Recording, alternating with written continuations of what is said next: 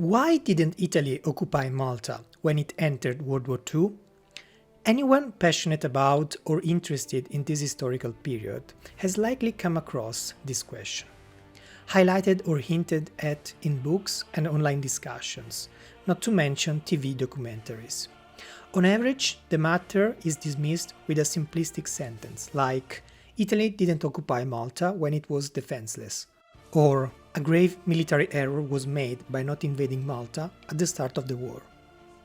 However, very rarely, the reason for the not attempted invasion is explored in depth, and the fundamental technical military aspects of the matter are glossed over.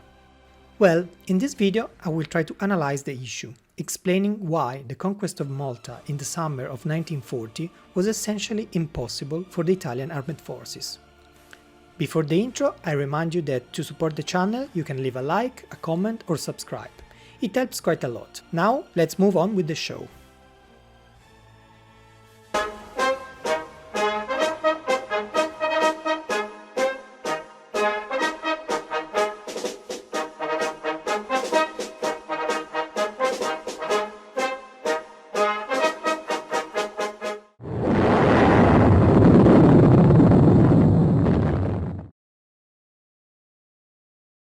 In the autumn of 1938, the Regia Marina studied the feasibility of transporting men and supplies to North Africa in a war scenario where France and the United Kingdom were hostile to Italy.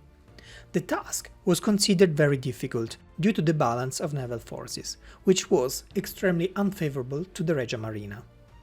Malta was correctly identified as a potentially significant threat to Italian convoys, as a powerful surface force, along with numerous air units, could be stationed there. It was concluded that occupying the island would have solved the problem, but, at the same time, the enormous technical difficulties associated with the endeavour were acknowledged, difficulties that did not change much over time. Malta's geography and its defensive installations posed significant challenges to any attacker. For example, there were very few places to stage a landing, and, in any case, you would have come under enemy fire from the very beginning. Not to mention that in a war scenario against France and Great Britain, the Regia Marina could only guarantee command of the waters around Malta for a very limited period before the arrival of a superior Allied force. As Italy's involvement into the European war approached, in May 1940, the Regia Marina resumed studying the question of the invasion of Malta. This new study culminated in a project presented on the 18th of June, so 8 days after the war had been declared. It confirmed the high level of risk of the undertaking, which, however, was not justified by the level of threat posed by Malta back then. At the time, apart from the Monitor HMS Terror and a couple of minor units, there were no other warships on the island. Submarines, after the initial bombardments, had already left and would only return in January 1941. Furthermore, few aircraft were stationed on the island. On June 5, 1940, before the declaration of war and before the final presentation of the study, Admiral Cavagnari, Chief of Staff of the Navy, had already explained in a meeting with the Chiefs of Staff that a landing was not feasible due to the strong defenses and due to the conformation of the coastlines. The definitive version of the study, called Investimento di Malta, concluded that by concentrating forces in other theaters containing decisive objectives, Malta would have fallen into Italian hands as a consequence of the final victory. It is worth remembering that in those closing days of June 1940, due to the shock generated by the collapse of France, everyone thought of a rather rapid conclusion of the war. Thus, initiating a risky action against Malta was not seen as very intriguing, especially if the island could be claimed shortly thereafter at the peace table. Back to the study, planners estimated that about 100 bragozzi, a wooden fishing boat used in the Adriatic, for which only 200 examples existed back then, would be needed. Masts had to be removed, engines overhauled, and some armor was required, installing trench shields from the Great War. The bragozzi were to be gathered into flotillas, and their masters and militarized crews had to be trained. At that time, not a single one was ready. It would have taken at least a few months, and the operation absolutely required good weather. This consideration would have inevitably pushed the eventual window of opportunity to 1941. It goes without saying that the Bragozzi, being wooden ships, lacked internal compartments and would have sunk with the men on board if hit by machine gun bullets or shrapnel. Furthermore, 500 aircraft were needed, but the Regia Aeronautica, with only 1,200 frontline aircraft throughout the Mediterranean, could not provide. So, once again, the difficulties proved very hard to overcome. These initial elements have helped us so far to frame the overall picture. Now I will examine 3 aspects that will help us better understand the difficulties evoked by Cavagnari and considered in the study of June 1940. Any tourist having the chance to visit Malta will undoubtedly notice that almost the entire coast is characterized by cliffs and rocky seabeds, with only a few small sandy beaches. The terrain is rocky and hilly in the northern part of the island, where the 2 main locations morphologically most suitable for the landing of an invasion force are located, Melilla Bay and St. Paul's Bay. At the bottom of the first, there is a beach less than 900 meters wide and a few tens of meters deep, while in the second bay there was a beach that at the time was about 300 meters wide. Both bays are long and narrow, thus exposing any potential invader to target practice during the slow approach phase, at a speed of 5 or 6 knots, given the naval crafts available at the time. North of St. Paul's Bay there's the tiny Mistra Bay, also considered suitable for a landing. Should an invasion force manage to land on such beaches, it would have faced rocky, uphill terrain under enemy artillery fire. After a few kilometers advancing southeast, the invasion force would have met the Victoria Line, a series of defensive positions built on a rocky ridge since the 19th century.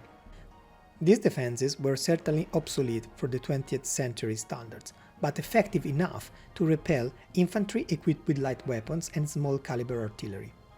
In addition to the Victoria Line, many casemates and pillboxes were present, built in large numbers from 1935 onwards, and scattered throughout the island, particularly in the northwestern part. This area, besides being well defended, would have proved difficult for invaders, as little or nothing in terms of food and water could be found, thus making the attacking force totally dependent on supplies landed on the beaches, with all the consequential logistical complications.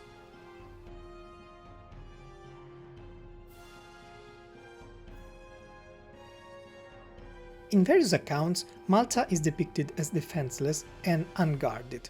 The reality, once again, is a bit more complex. In addition to the difficult terrain described earlier, any attackers would have faced a determined and not sparse garrison. I was unable to find a single definitive figure for the actual strength of the forces defending Malta in June 1940. So I cross-referenced some of the sources listed in the description, estimating a conservative figure of approximately 11,400 men defending the island. This number does not include Royal Navy and Royal Air Force personnel. Looking at the diagram, the core of the defense consisted of 5 British Army infantry battalions, notoriously larger than Italian battalions, which had 3 companies while the British had 4.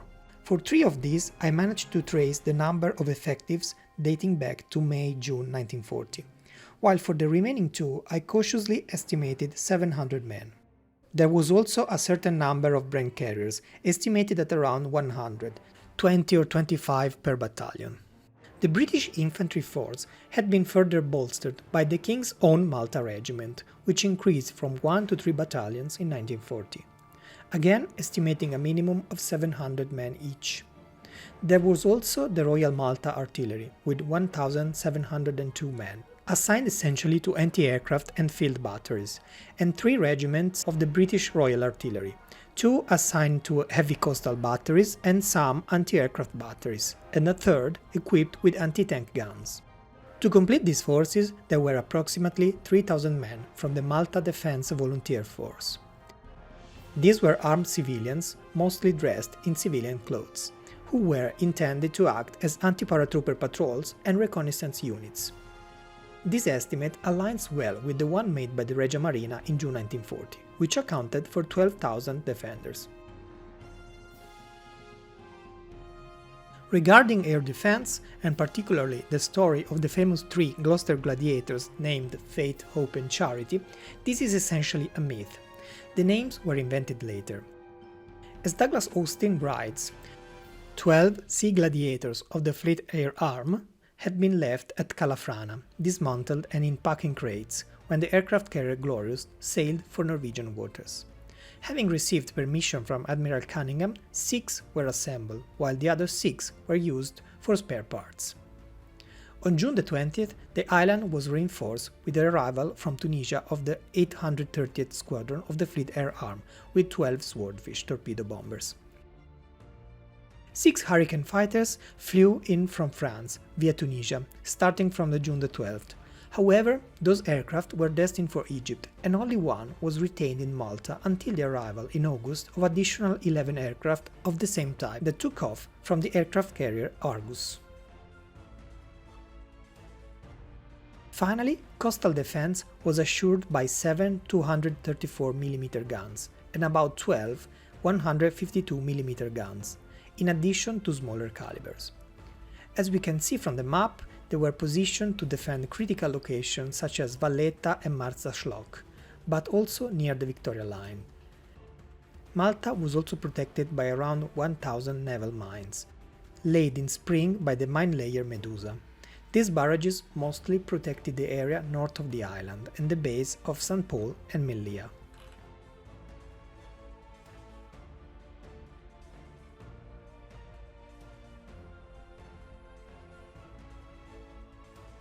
Facing a garrison of around 11,000 men, any reasonable war plan would have required transporting an invasion force of at least twice the size.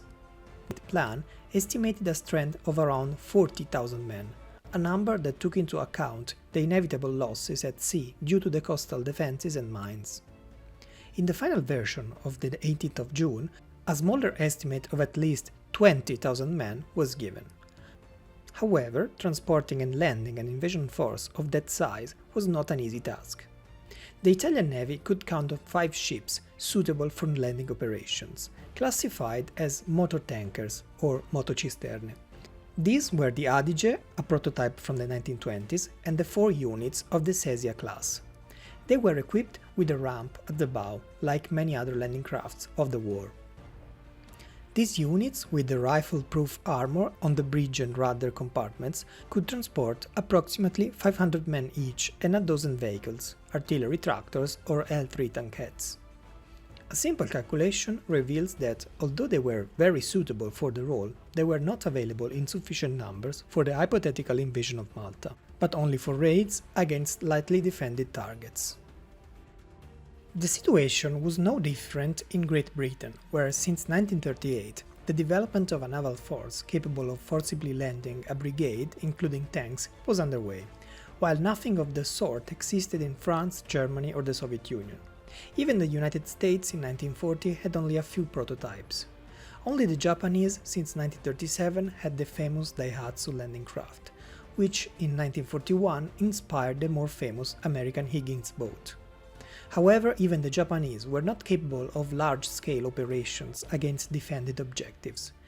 Their invasions of 1941-1942 all took place on undefended beaches, bypassing enemy strongholds.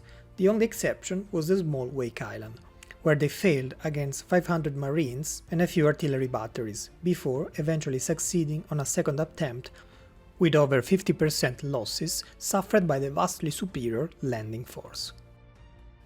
For division-level operations, it was necessary to wait for the fiasco of Dieppe in August 1942 and the American success at Guadalcanal, on an open and undefended beach, beyond a solitary lookout station with a few riflemen and a telephone.